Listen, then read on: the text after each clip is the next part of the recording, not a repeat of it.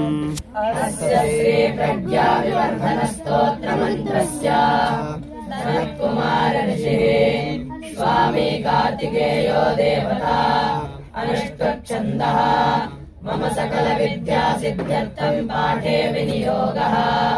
श्री संगौवाच योगीश्वरो महासेना कार्तिकेयोऽग्निनन्दनः स्कन्दः कुमारः सेनानी स्वामी शङ्कर सम्भवः गाङ्गेयस्ताम्रचूडश्च ब्रह्मचारी सिद्धिध्वजः तारकारिरुमापुत्रः कौञ्चारिश्च षडाननः सप्तब्रह्मसमुद्रश्च सिद्धः सारस्वतो गुहः सनत्कुमारो भगवान् भोगमोक्षफलप्रदः स्वरजन्मागणाधीश पूर्वजो मुक्तिमार्गके सर्वागमप्रणेता च वाञ्छितार्थप्रदर्शनः।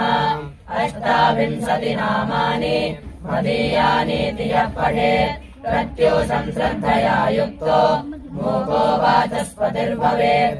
महामन्त्रमयानीति मम नामानुकीर्तनम् महाप्रज्ञामवाप्नोति मात्रकार्या विचारणा। ॐ इति श्री प्रज्ञा विवर्धन स्तोत्रम् सम्पूर्णम्।